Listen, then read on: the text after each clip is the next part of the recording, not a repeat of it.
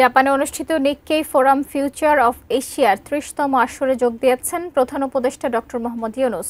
সকালে ফোরামে বক্তৃতায় এশিয়ার দেশগুলোর সরকার প্রধানদের ঐক্যবদ্ধ হতে আহ্বান জানিয়েছেন তিনি। ফোরামের সবশেষ খবর জানাচ্ছেন সহকর্মী আবুল কালাম আজাদ।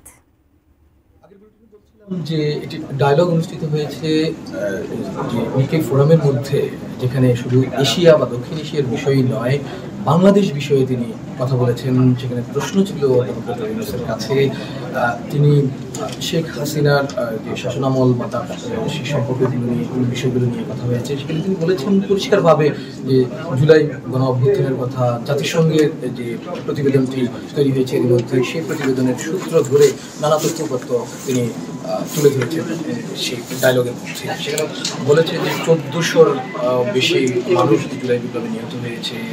সেই বিষয়গুলো তুলে আনার পাশাপাশি তিনি বলেছেন যে এদেশের অর্ধেকেরও বেশি জনসংখ্যার তরুণ রয়েছে, তারা একটি নতুন বাংলাদেশ চায়। আর এই নতুন বাংলাদেশ বিনির্মাণের জন্য সংস্কার সহ নানা বিষয়ে কাজ করছে তার অন্তর্বর্তী সরকার। এবং এই জায়গাটিতে তিনি বারবার গুরুত্ব দিয়েছেন যে সংস্কারের উপরেই নির্ভর করছে আগামী দিনের নির্বাচন। আর এটিতে তিনি পরিষ্কারভাবে বলেছেন তিনটি ইস্যুর কথা। একদিকে যেমন সংস্কারের কথা বলছেন, অপরদিকে বিচার বিভাগের যে সংস্কারটি কিভাবে তিনি এর মধ্যে এগিয়ে নিয়ে যাচ্ছেন সেই বিষয়গুলো জানিয়েছেন এই ডায়লগের মধ্যে। তার পরবর্তীতে কিভাবে নির্বাচনটি করা যায়, এই সংস্কারকে যদি ডিসেম্বরের মধ্যেই নির্বাচনটি করতে হয় তাহলে কিন্তু দ্রুত সংস্কার করতে হবে, আর ভালোভাবে যদি সংস্কার করতে হয় তাহলে আরও 6 মাস বেশি সময় প্রয়োজন, যেটি আগামী বছরের জুনের মধ্যেই আসলে সম্ভব হতে পারে, সেরকম তিনি প্রস্তাব দিয়েছেন। এবং সেই সঙ্গে তিনি বলেছেন যে তার কোনো ক্ষমতার কোনো অভিলাষ নেই, কোনো রাজনীতি করার কোনো ইচ্ছে নেই, এবং নির্বাচিত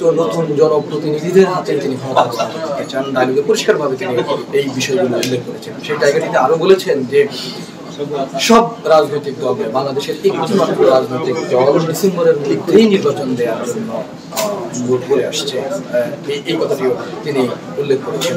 এই নির্বাচনের প্রেক্ষাপটটি গড়তে গিয়েই এই ধরনের কথা